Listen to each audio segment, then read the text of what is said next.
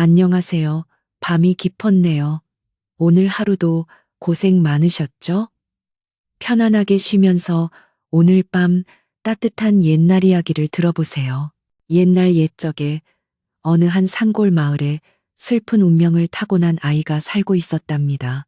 강원도 깊은 산골, 삭풍이 몰아치면 뼈마디가 시리도록 추운 곳에 박진사댁이라는 거대한 기와집이 있었습니다. 솥을 대무는 하늘 높은 줄 모르고 치솟아 있었고, 담장은 마치 성벽처럼 견고하여 안과 밖을 철저히 갈라놓았지요. 그 집 안채에서는 늘 기름진 고기 굽는 냄새와 웃음소리가 담을 넘어 흘러나왔지만, 그 소리가 닿지 않는 후미진 행랑채 구석에는 그림자처럼 살아가는 한 여인이 있었습니다. 그녀의 이름은 연화였습니다. 연화는 말을 하지 못했습니다.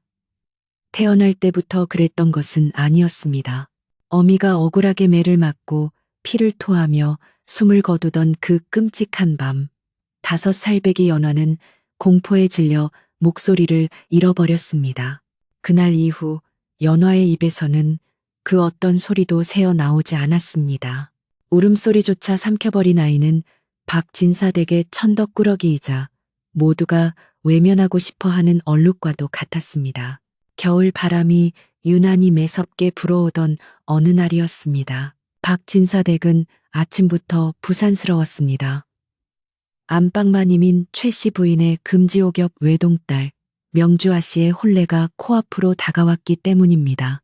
한양 세도가로 시집을 가게 된 경사라 하여 집안 하인들은 며칠 밤을 새워가며 잔치 준비에 여념이 없었습니다. 마당에는 색색의 비단천들이 널려 바람에 춤을 추었고, 부엌에서는 떡지는 김이 모락모락 피어올랐습니다. 하지만 이 모든 풍경은 연화에게는 딴 세상 이야기였습니다.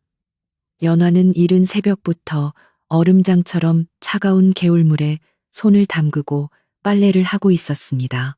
살을 애는 듯한 물속에서 연화의 작은 손은 붉게 부어오르다 못해 터져 피가 배어나왔습니다.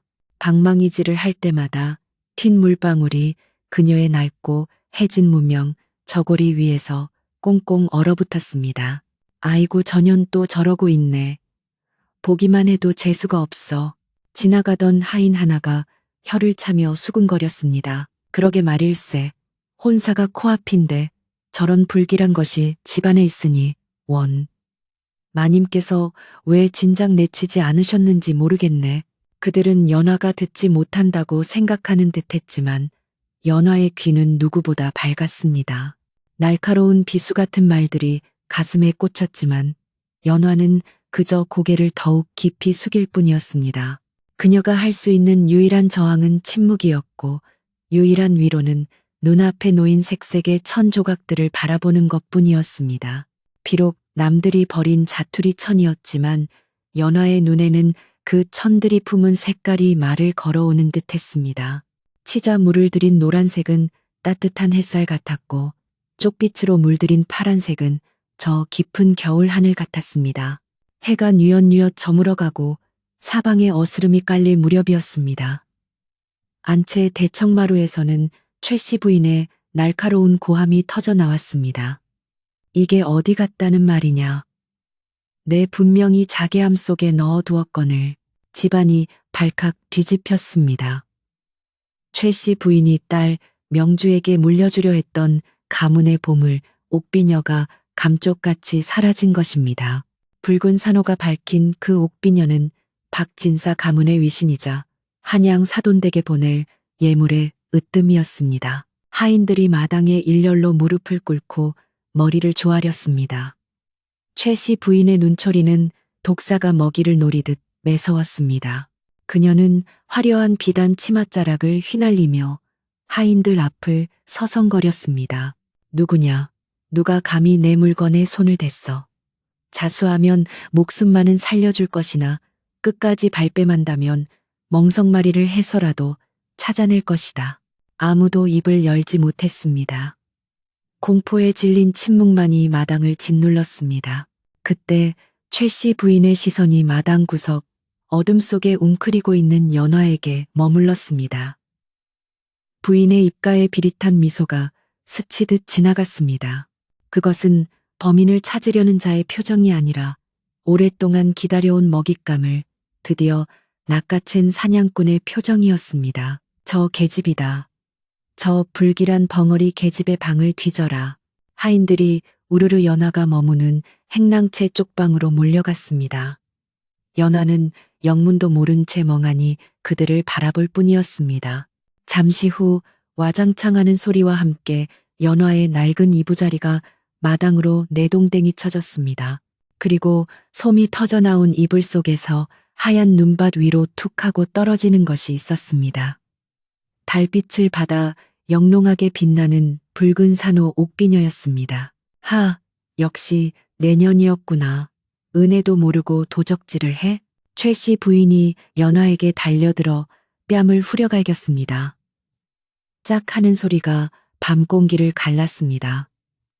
연화는 힘없이 바닥으로 쓰러졌습니다. 입안에서 비릿한 피맛이 느껴졌습니다. 그녀는 고개를 저으며 아니라고, 나는 모르는 일이라고 소리치고 싶었습니다. 억울함에 가슴이 터질 것 같았지만 목구멍에서는 쇳소리 같은 바람소리만 새어 나올 뿐이었습니다. 그녀는 필사적으로 손짓을 하며 옥비녀를 훔치지 않았다는 신용을 했습니다. 눈물이 그렁그렁한 눈으로 최 씨 부인을 올려다보았습니다. 하지만 부인의 눈에는 일말의 자비도 없었습니다. 오히려 그 눈빛은 안도감으로 빛나고 있었습니다. 딸의 혼사를 앞두고 눈엣가시 같았던 전처 하인의 자식을 서녀라는 오점을 합법적으로 치워버릴 명분이 생긴 것입니다. 천한 피는 속일 수가 없다더니 내 어미처럼 도벽이 있구나. 감히 내 딸의 혼수품에 손을 대다니 내 오늘 너를 가만두지 않겠다. 여봐라, 전연을 멍석에 말아라. 건장한 머슴들이 달려들어 연화의 가냘픈 몸을 거칠게 일으켜 세웠습니다. 연화는 반항할 힘조차 없었습니다. 지프로 짠 멍석이 그녀의 몸을 올가맸고 곧이어 몽둥이 찜질이 시작되었습니다. 퍽, 퍽 하는 둔탁한 소리가 마당에 울려 퍼졌습니다. 고통이 온몸을 휘감았지만 연화는 비명 한 번 지르지 못했습니다. 그저 입술을 깨물며 소리 없는 눈물만 흘릴 뿐이었습니다. 살점이 터지고 뼈가 부서지는 듯한 고통 속에서 연화는 흐릿해지는 의식으로 하늘을 보았습니다. 검은 밤하늘에서 하얀 눈송이가 펑펑 쏟아져 내리고 있었습니다. 마치 세상의 모든 더러움과 억울함을 덮어주려는 듯 눈은 하염없이 내렸습니다. 그만해라. 때려 죽여서 집안의 초상이라도 치르면 재수옴 붙는다. 한참의 매질 끝에 최 씨 부인이 차갑게 명령했습니다. 멍석이 풀어지자 연화는 피투성이가 된 채 차가운 땅바닥에 널브러졌습니다. 숨을 쉴 때마다 갈비뼈가 욱신거렸고 온몸이 불덩이처럼 뜨거웠습니다. 저것을 당장 대문 밖으로 내다버려라.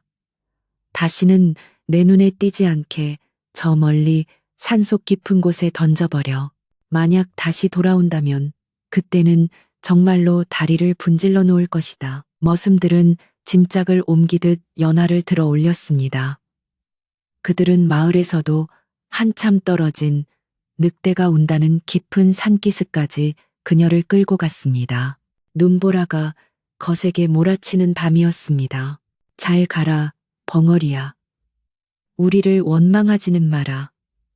다 내 팔자 소관이다. 머슴들은 눈 쌓인 덤불 속에 연화를 던져두고는 뒤도 돌아보지 않고 도망치듯 사라졌습니다. 주변은 칠흑 같은 어둠이었습니다. 들리는 것이라고는 윙윙거리는 바람소리와 나뭇가지가 부러지는 소리뿐이었습니다. 연화는 차가운 눈밭에 얼굴을 파묻은 채 꼼짝도 할 수 없었습니다. 몸의 온기가 눈 속으로 빠르게 빠져나갔습니다. 추웠습니다. 뼛속까지 파고드는 추위보다 더 시린 것은 사람들의 차가운 시선과 억울함이었습니다. 나는 훔치지 않았어. 나는 아무것도 가져가지 않았어. 소리 없는 외침이 마음속에서 메아리쳤습니다. 어머니가 돌아가시던 날처럼 세상은 다시 한번 연화를 버렸습니다. 손가락 하나 까딱할 수 없는 무력감 속에서 연화의 눈꺼풀이 점점 무거워졌습니다. 하얀 눈송이가 그녀의 멍든 얼굴 위로 소복이 쌓여갔습니다. 마치 수의를 입혀주듯이 의식이 멀어져가는 와중에도 연화는 저 멀리 보이는 박진사댁의 불빛을 보았습니다.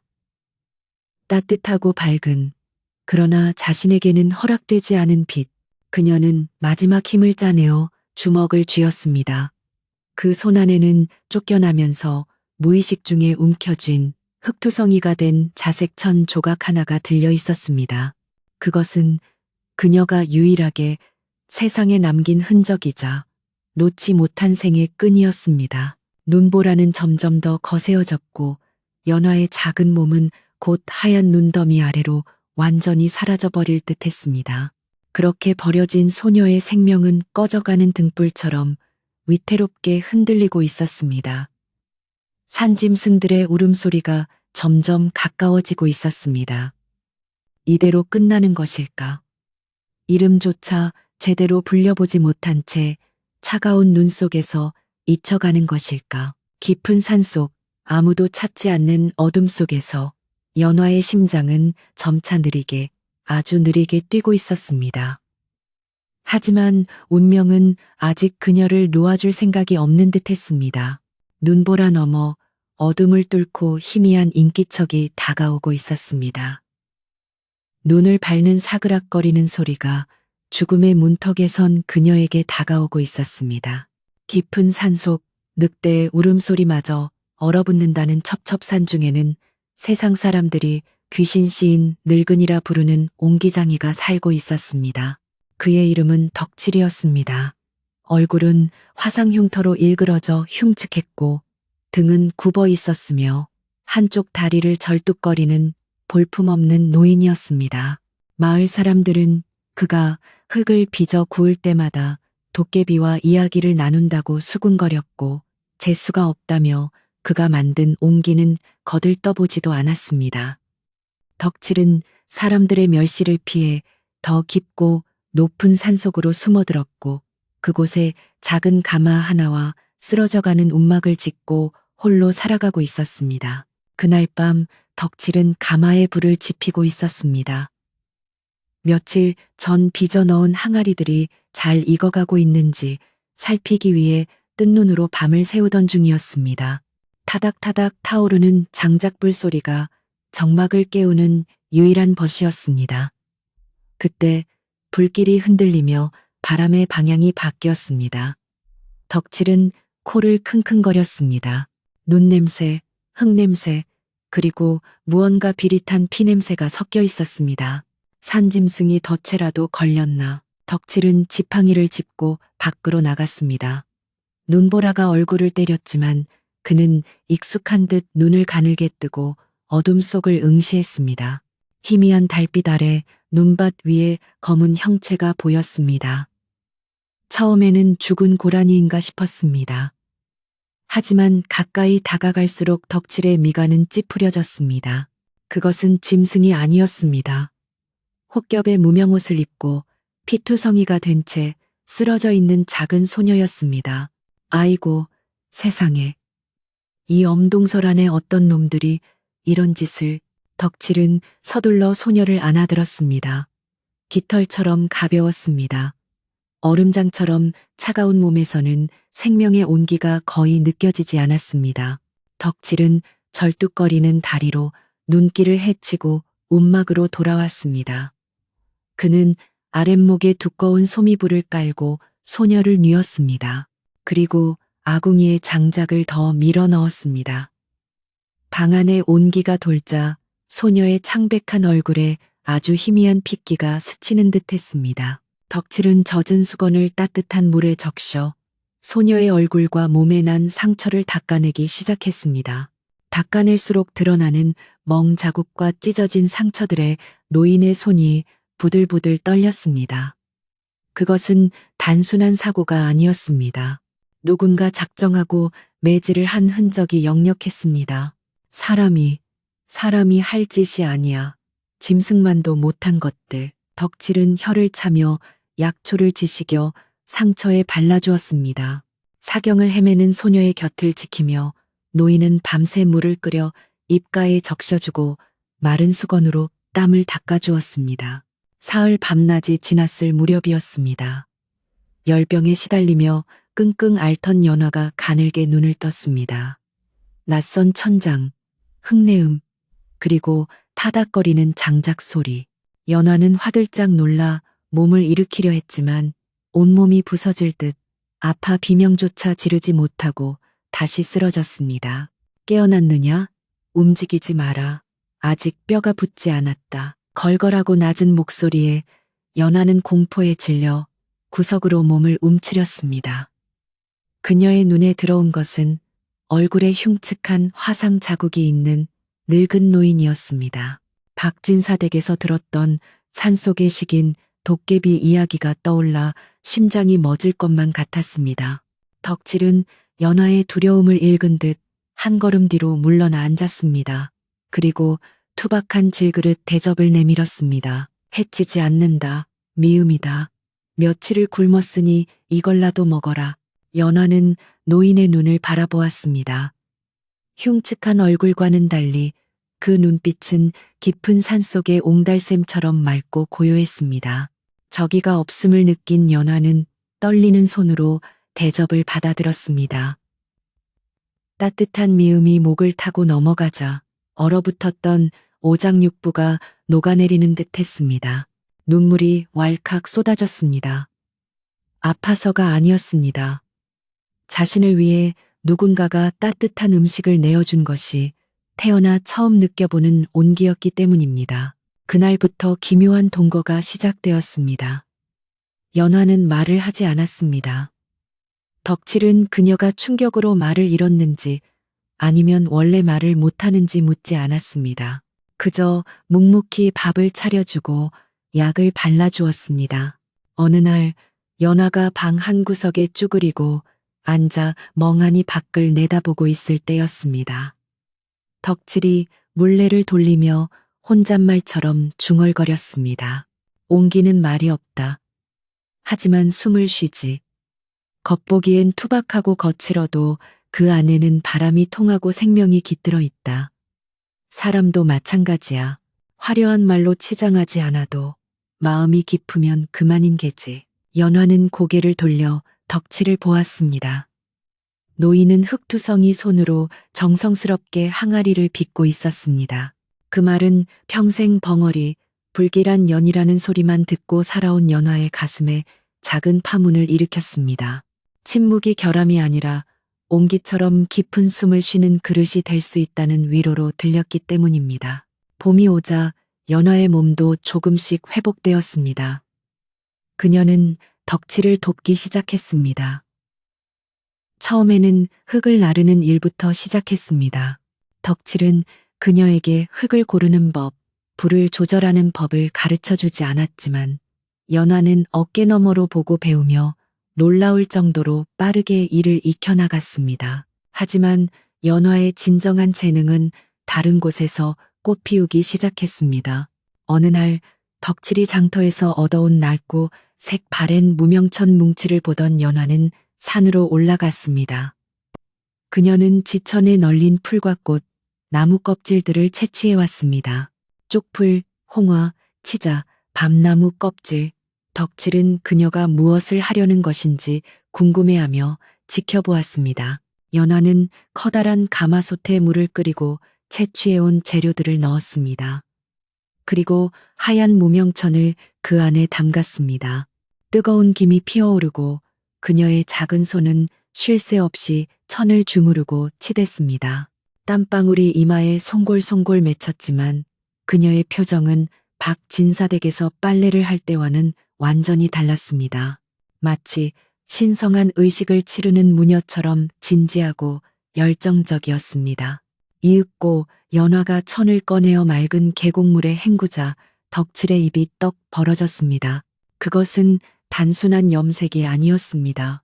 쪽빛 천에는 깊은 밤하늘의 별빛이 담겨 있었고 치자로 물들인 천에는 봄날의 따스한 햇살이, 붉은 천에는 지는 해의 애달픈 노을이 그대로 스며들어 있었습니다. 천 하나하나가 살아서 숨 쉬는 듯 했습니다. 이것 참 귀신이 곡할 노릇이로구나. 내 평생 흙만 만지고 살았지만 이런 고운 색은 처음 본다. 덕칠이 감탄하며 중얼거리자 연화는 수줍게 웃었습니다. 15년 만에 처음으로 지어보는 환한 미소였습니다. 그녀의 얼굴에 있던 그늘이 걷히고 내면의 빛이 밖으로 배어나오는 순간이었습니다. 연화는 자신이 가진 재능을 깨닫기 시작했습니다. 그녀는 말을 하지 못하는 대신 색 반어로 세상과 소통할 수 있었습니다. 그녀의 기쁨, 슬픔, 그리고 말로 다하지 못한 수많은 이야기들이 천 위에서 다채로운 색깔로 피어났습니다. 계절은 흘러 여름이 되고 다시 가을이 깊어졌습니다. 산속 움막은 이제 더 이상 춥고 외로운 곳이 아니었습니다. 마당에는 연화가 염색한 오색 찬란한 천들이 바람에 펄럭였고 덕칠의 옹기들은 그 아래에서 묵직하게 자리를 지켰습니다. 두 사람은 서로의 부족함을 채워주는 가족이 되었습니다. 덕칠은 연화에게 세상의 이치와 자연의 섭리를 가르쳐 주었고 연화는 덕칠의 삭막한 삶에 아름다움과 생기를 불어넣었습니다. 어느 가을밤 보름달이 휘영청 밝은 날이었습니다. 덕칠은 잘 구워진 옹기 하나를 꺼내어 닦으며 연화에게 말했습니다. 연화야, 내 이름이 연꽃, 애꽃, 파라지. 진흙 속에서도 맑은 꽃을 피운다는 그 이름이 너와 참으로 닮았다. 이제 너는 더 이상 박진사 댁의 천덕꾸러기가 아니다.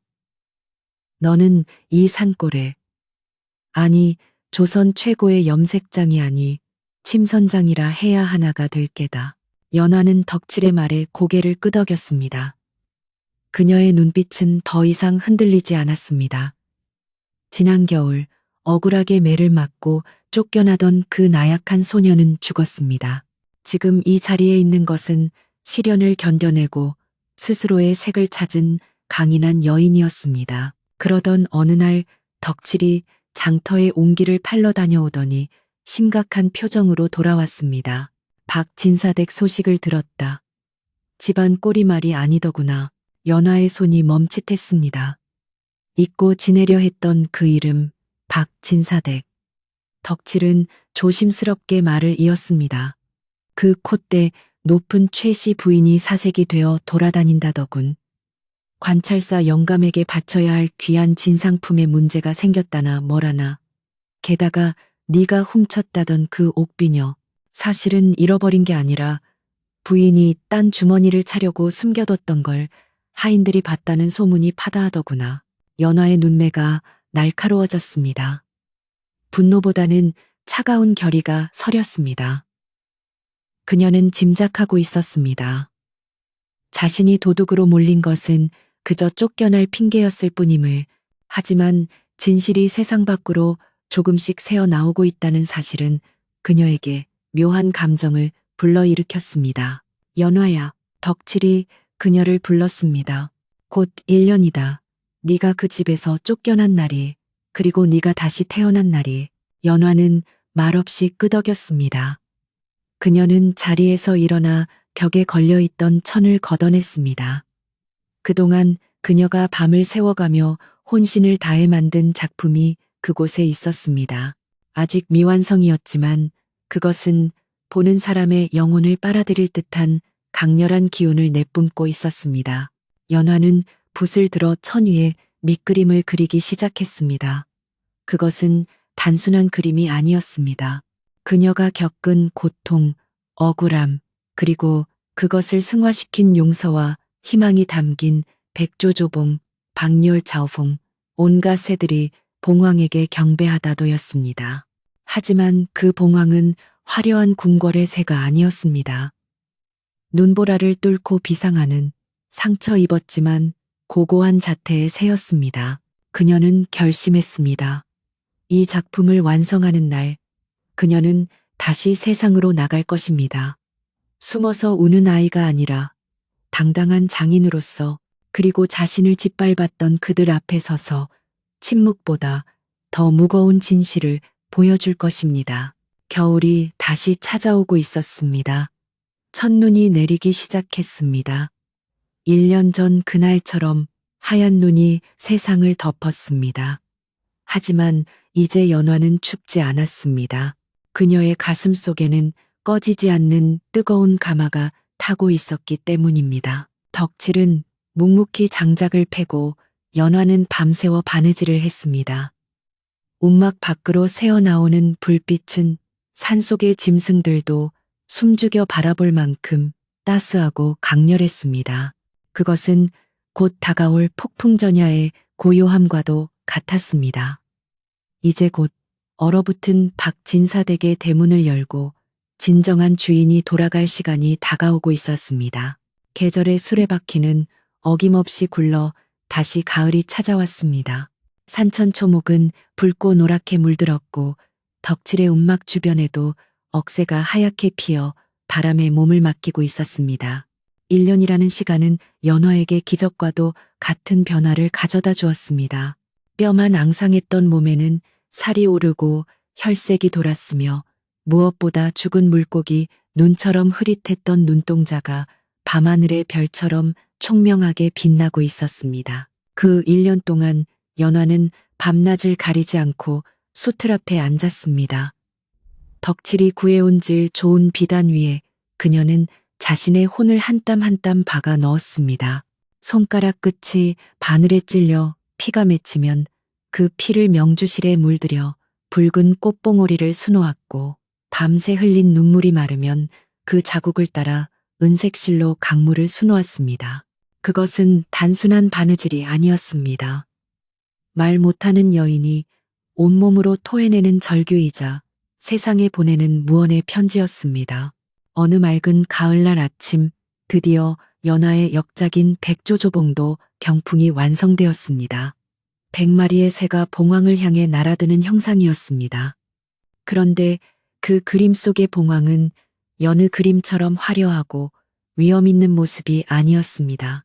깃털은 비바람에 찢긴 듯 거칠었지만 눈빛만은 서슬퍼렇게 살아있어 보는 이를 압도하는 기묘한 기운을 내뿜고 있었습니다. 봉황을 둘러싼 100마리의 새들 또한 각기 다른 표정을 짓고 있어 마치 살아있는 생명체들이 지저귀는 듯한 착각을 불러일으켰습니다. 덕칠은 완성된 병풍을 보고 한참 동안 입을 다물지 못했습니다. 노인의 주름진 눈가에 이슬이 맺혔습니다. 이것은 사람이 만든 것이 아니다. 하늘이 내 손을 빌려 내려보낸 게야. 덕칠은 연화의 뜻에 따라 병풍을 지게에 치고 장터로 향했습니다. 쌀을 구하거나 돈을 벌려는 목적이 아니었습니다. 연화는 자신의 목소리가 세상에 닿기를 원했습니다. 장터 입구에 덕칠이 병풍을 펼치자 시끌벅적하던 시장통에 찬물을 끼얹은 듯 정적이 흘렀습니다. 지나가던 행인들도 물건을 팔던 상인들도 하던 일을 멈추고 홀린 듯 병풍 앞으로 모여들었습니다. 세상에, 저게 그림인가 수인가? 새들이 금방이라도 튀어나와 날아갈 것 같네. 보고 있으니 가슴이 왠지 먹먹해지는구먼. 저 붉은색은 꼭 피눈물 같지 않은가. 사람들은 감탄을 넘어 경외심을 느꼈습니다. 소문은 발없는 말이 되어 삽시간에 천리를 갔습니다. 깊은 산속 옹기가마의 신비한 재주를 가진 여인이 살고 있다는 이야기는 바람을 타고 산 아래 마을로, 그리고 마침내 박진사댁의 높은 담장 안까지 흘러 들어갔습니다. 그 무렵 박진사댁은 초상집 같은 분위기였습니다. 혼사를 치러 보낸 명주 아씨가 시댁에서 쫓겨날 위기에 처했기 때문입니다. 시댁인 한양의 세도가에서는 명주 아씨가 가져간 혼수품이 격에 맞지 않는다며 노골적으로 불만을 표했고, 설상가상으로 관찰사 영감이 곧 박진사의 고을을 순시하러 온다는 소식이 전해졌습니다. 박 진사는 관찰사에게 바칠 귀한 진상품을 마련하지 못해 전전긍긍하고 있었습니다. 만약 이번에도 제대로 된 성의를 보이지 못한다면 가문의 앞날은 벼랑 끝에 몰릴 것이 뻔했습니다. 최 씨 부인은 속이 타들어갔습니다. 1년 전 연하를 내쫓고 애군을 떨쳐냈다고 생각했건만 집안일은 꼬여만 갔습니다. 그러던 차에 하인들이 장터에서 보고 온 기이한 병풍 이야기를 전했습니다. 마님, 그 병풍은 예사 물건이 아닙니다. 임금님께 진상에도 손색이 없을 만큼 기가 막힌 물건이라 하옵니다. 그걸 관찰사 영감께 바친다면 우리 아씨의 위신도 서고 집안도 살릴 수 있을 것입니다. 지푸라기라도 잡고 싶은 심정이었던 최 씨 부인은 그 길로 가마를 대령하라 일렀습니다. 자존심 강한 그녀가 이름 없는 산골 환쟁이를 찾아간다는 것은 전례가 없는 일이었지만 지금은 체면을 따질 때가 아니었습니다. 가마꾼들은 땀을 뻘뻘 흘리며 가파른 산길을 올랐습니다. 1년 전 피투성이가 된 연화가 끌려갔던 바로 그 길지 않았습니다. 험한 산세의 가마가 흔들릴 때마다 최 씨 부인은 멀미를 느끼며 짜증을 냈습니다. 도대체 이런 산 구석에 누가 산다고 난리들이냐. 그 병풍이 별것 아니기만 해봐라. 내 당장 요절을 낼 테니. 한참을 올라가니 연기를 피워 올리는 낡은 굴뚝과 옹기들이 늘어선 허름한 초가집이 나타났습니다. 최 씨 부인은 코를 막으며 가마에서 내렸습니다. 마당에는 덕칠이 묵묵히 흙을 빚고 있었고 그 곁에는 얼굴을 깊게 눌러쓴 여인이 등을 돌리고 앉아 바느질을 하고 있었습니다. 이리 오너라. 여기가 소문의 그 병풍을 만든 곳이냐? 최 씨 부인의 앙칼진 목소리가 산속의 고요를 깼습니다. 덕칠이 천천히 일어나 허리를 굽혔습니다. 누추한 곳에 귀한 분이 어인일로 오셨습니까? 긴 말할 것 없다.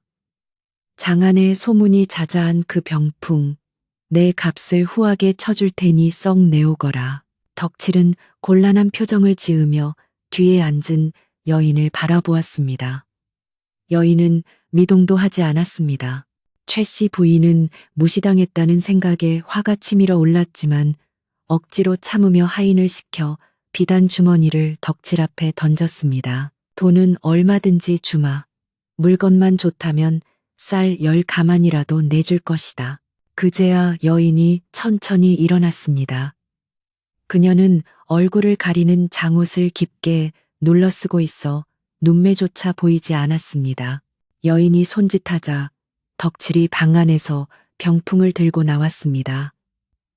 병풍이 펼쳐지는 순간 최 씨 부인의 눈이 휘둥그레졌습니다. 숨이 턱 막히는 아름다움이었습니다.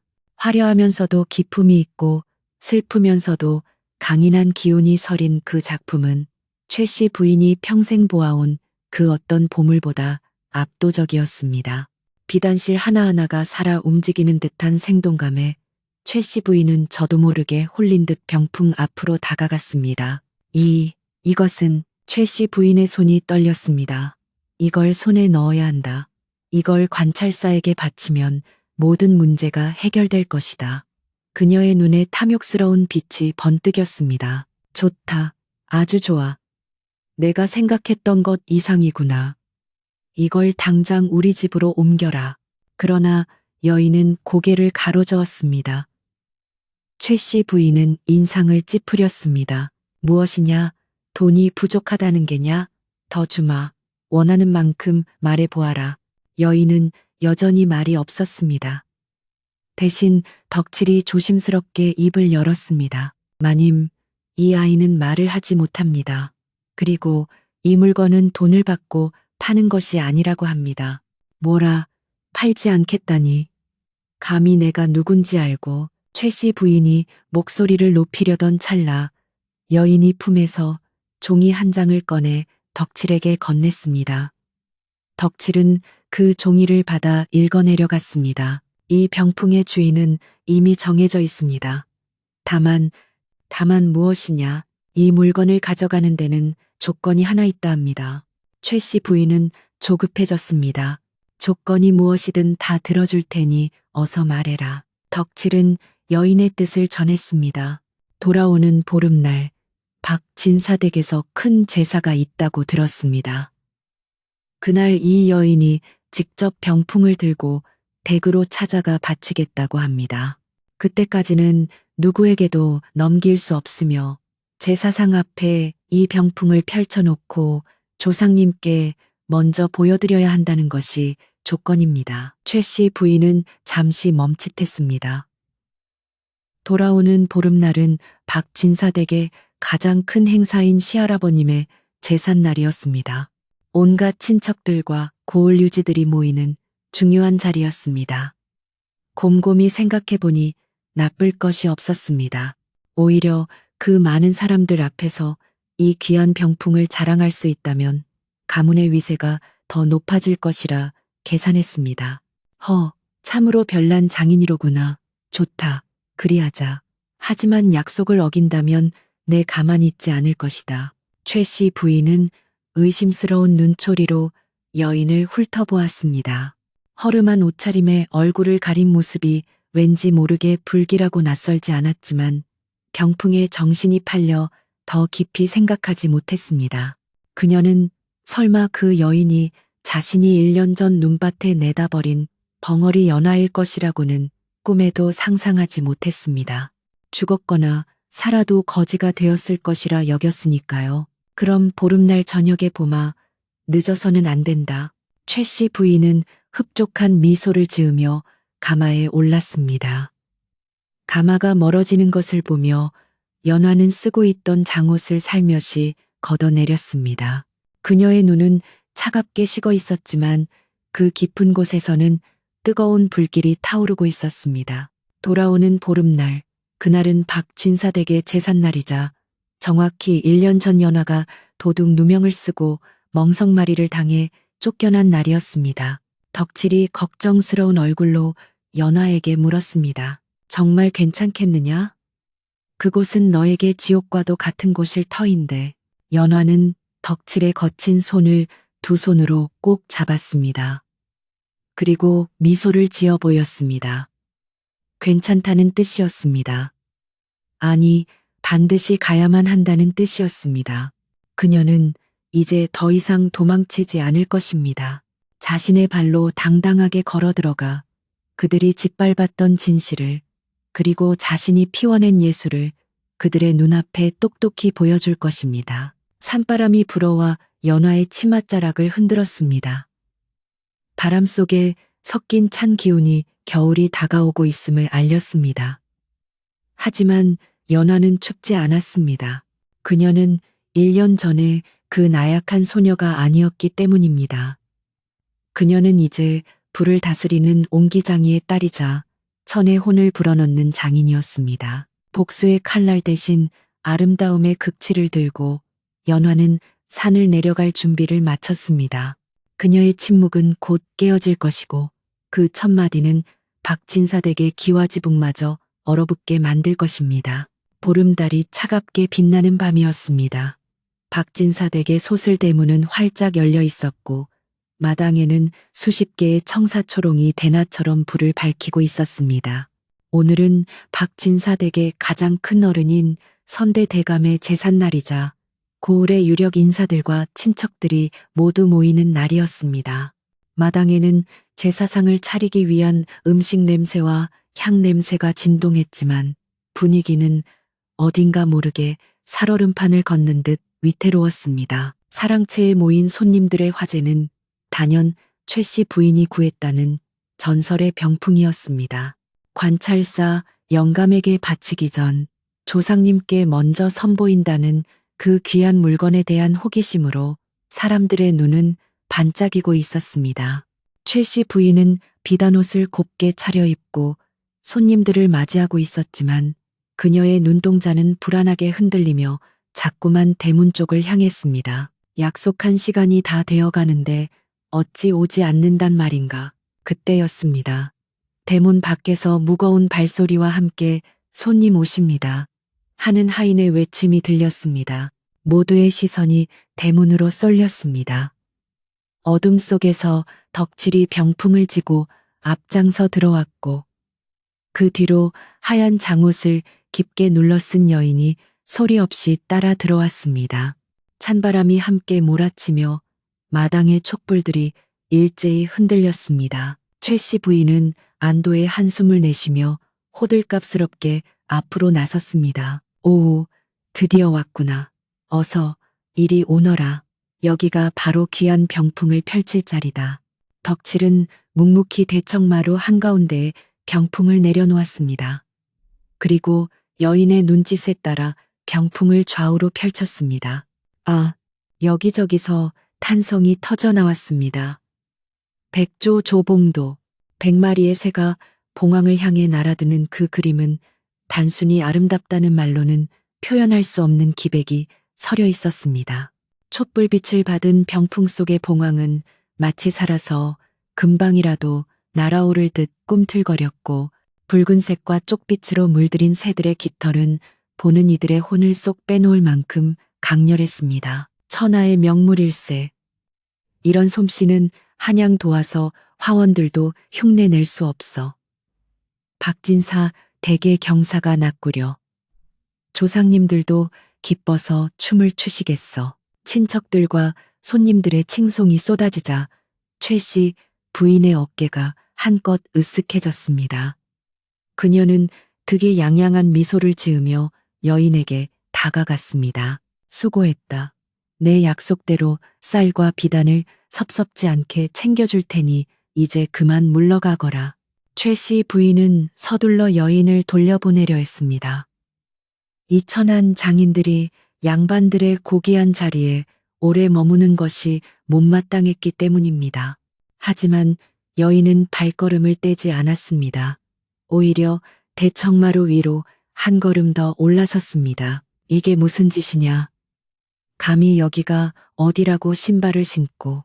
최 씨 부인이 소리치려는 순간 여인이 천천히 장옷을 걷어내렸습니다.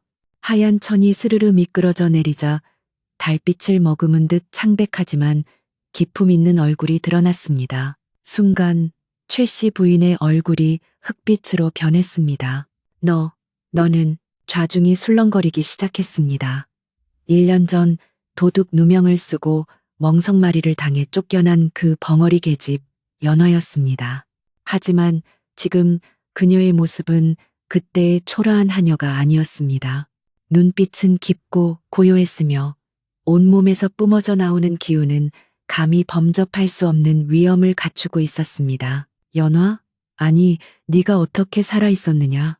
네가 감히 어디라고 여기를 기어들어와. 최 씨 부인은 공포와 분노로 목소리가 갈라졌습니다.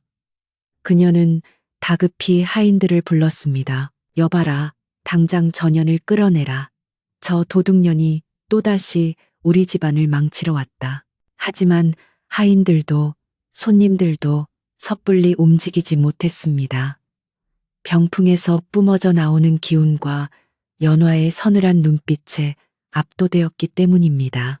박진사가 놀란 눈으로 앞으로 나왔습니다. 부인, 진정하시오. 도대체 이게 무슨 일이오?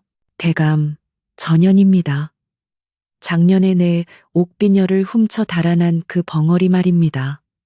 저 병풍도 훔친 게 분명합니다. 최 씨 부인은 악을 쓰며 연화를 손가락질했습니다. 그때까지 침묵을 지키던 연화가 천천히 입을 열었습니다. 1년 동안 굳게 닫혀있던 문이 열리듯 그녀의 입술이 달싹였습니다. 마님, 그 한마디, 낮지만 또렷하고 차갑지만 맑은 그 목소리에 왁자지껄하던 집안이 순식간에 얼어붙었습니다. 바늘 떨어지는 소리조차 들릴 만큼 무거운 정적이 흘렀습니다. 벙어리인 줄만 알았던 그녀가 말을 했습니다. 최 씨 부인은 귀신이라도 본 듯 뒷걸음질 치다 주저앉았습니다. 연화는 시선을 최 씨 부인에게 고정한 채 한 걸음 더 다가갔습니다. 그리고 두 번째 문장을 뱉어냈습니다. 제가 훔쳤다던 그 붉은 산호 옥비녀. 아직도 안방 자개장 세 번째 서랍, 검은 비단 쌈지 속에 숨겨두고 계십니까? 최 씨 부인의 눈동자가 격렬하게 흔들렸습니다. 숨이 턱 막히는 듯 컥컥거리는 소리만 낼 뿐 아무 말도 하지 못했습니다. 그것은 사실이었습니다. 1년 전 딸의 혼수 비용이 모자라자 최 씨 부인은 옥비녀를 몰래 팔아치우려다 여의치 않자 연화에게 죄를 뒤집어 씌우고 나중에 몰래 쓰려고 숨겨두었던 것입니다. 그 비밀을 아는 사람은 오직 그녀 자신뿐이었습니다. 좌중의 시선이 최 씨 부인에게 꽂혔습니다. 의심과 경멸이 섞인 눈초리들이 화살처럼 그녀에게 날아들었습니다. 그게 무슨 소리냐? 부인, 저 아이의 말이 사실이요? 박진사가 엄한 목소리로 물었습니다. 최 씨 부인은 고개를 세차게 저으며 부정하려 했지만 이미 그녀의 떨리는 손과 하얗게 질린 얼굴이 모든 진실을 말해주고 있었습니다. 연화는 싸늘하게 웃었습니다. 1년 전 오늘 마님께서는 제 목소리를 뺏고 짐승처럼 매질하여 눈밭에 버리셨습니다. 하지만 덕분에 저는 알게 되었습니다. 추위보다 더 차가운 것은 사람의 마음이고 말보다 더 무서운 것은 진실이라는 것을요. 연화는 뒤에 서 있는 병풍을 가리켰습니다. 이 병풍은 제가 피와 눈물로 만든 것입니다. 제 억울함을 하늘에 고하고 당신들의 그 더러운 위선에 바치는 마지막 선물입니다. 가지십시오. 그리고 평생 이 병풍을 볼 때마다 기억하십시오. 당신들이 짓밟은 것이 단순한 한여가 아니라 하늘이 내린 재주였음을. 연화는 말을 마치고 미련 없이 뒤를 돌았습니다. 가자, 아버지. 그녀가 덕치를 향해 아버지라고 불렀습니다. 낳아준 부모도 모시던 주인도 해주지 못한 따뜻한 밥 한 끼와 사랑을 준 덕칠이야말로 그녀의 진정한 아버지였습니다. 잠깐, 연화야. 박진사가 다급하게 그녀를 불렀습니다. 이제야 그는 눈앞의 여인이 가문의 보물이 될 수 있음을 깨달은 것입니다. 저런 재주를 가진 아이를 다시 받아들인다면 가문의 명예는 더 높아질 것이 뻔했습니다. 내가 잘못했다. 다시 돌아오너라. 내 너를 정녀로 입적시키고 귀하게 대우해주마. 내 재주라면 한양에서도 으뜸 갈 것이다. 연화는 걸음을 멈추고 박진사를 돌아보았습니다. 그녀의 눈에는 일말의 미련도 없었습니다. 대감마님, 금으로 만든 세 장에 갇힌 새는 노래하지 않습니다. 그저 울 뿐이지요. 저는 이제 흙과 바람 속에서 제 노래를 부르며 살 것입니다. 연화는 솥을대문을 나섰습니다. 덕칠이 껄껄 웃으며 그녀의 뒤를 따랐습니다. 통쾌하구나. 10년 묵은 체증이 다 내려가는 것 같아. 우리 딸, 장하다. 대문 밖에는 하얀 눈이 소복이 쌓여 있었습니다. 하지만 1년 전과 달리 그 눈길은 춥지 않았습니다. 덕칠이 밝힌 등불이 앞길을 비추고 있었고 두 사람의 발자국은 나란히 산을 향해 이어졌습니다. 박진사 댁의 대문은 굳게 닫혔지만 그 안에는 씻을 수 없는 수치와 침묵만이 남았습니다. 최 씨 부인은 끝내 실성하여 방에 틀어박혔고 박진사 댁의 위세는 날이 갈수록 기울어갔습니다. 하지만 깊은 산속 덕칠의 가마터에서는 사시사철 아름다운 색깔의 천들이 펄럭였고 밤이면 흙을 빚는 소리와 다정한 웃음소리가 끊이지 않았다고 합니다. 사람들은 그곳을 설화, 쇠파가 피는 집이라 불렀습니다. 가장 추운 겨울 눈 속에서 피어난 꽃처럼 시련을 딛고 일어선 아름다운 여인과 투박하지만 따뜻한 옹기장이의 이야기는 오래도록 사람들의 입에서 입으로 전해져 내려왔습니다. 세월이 흘러 어느 해봄 한양의 도화서 화원이 우연히 강원도 산골 장터에서 낡은 병풍 하나를 보았다고 합니다.